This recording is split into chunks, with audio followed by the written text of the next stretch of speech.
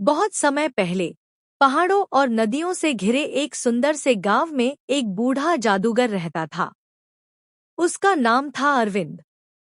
लोग उसे रंगों का जादूगर कहते थे क्योंकि उसके पास एक जादुई पिटारा था जिसमें अनगिनत रंग बंद थे।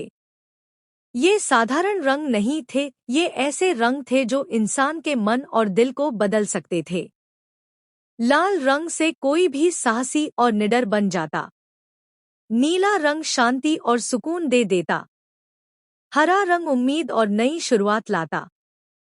पीला रंग हंसी और खुशी बिखेर देता। और काला रंग दुख और भय से भर देता था। अरविंद इन रंगों का उपयोग हमेशा अच्छे कामों के लिए करता था।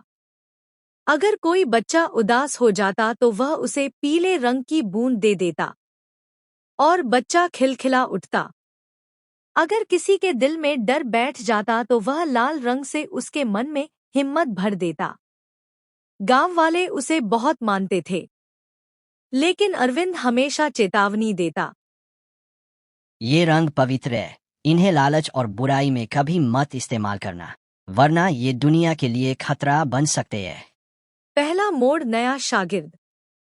गांव में एक होशियार लेकिन नटखट लड़का था, विवान।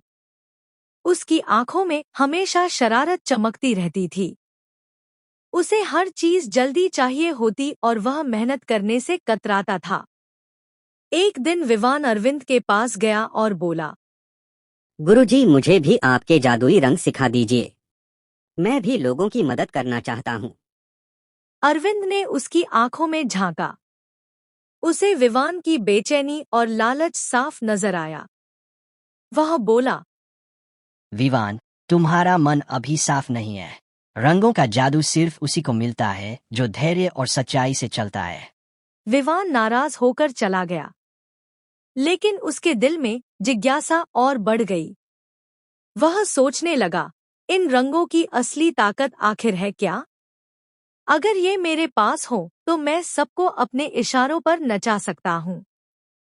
एक रात जब पूरा गांव सो रहा था, विवान चुपके से अरविंद के घर पहुंचा। वहां उसने वह जादुई पिटारा देख लिया। पिटारे से हल्की सी रोशनी और सुगंध निकल रही थी। विवान ने कांपते हाथों से पिटारा खोला। अंदर इंद्रधनुष जैसे 7 रंग चमक रहे थे। उसने लाल, नीला और पीला रंग निकाल लिया और जल्दी से घर भाग गया। लेकिन जैसे ही उसने रंग छुआ, उसकी हथेलियों पर हल्की जलन हुई।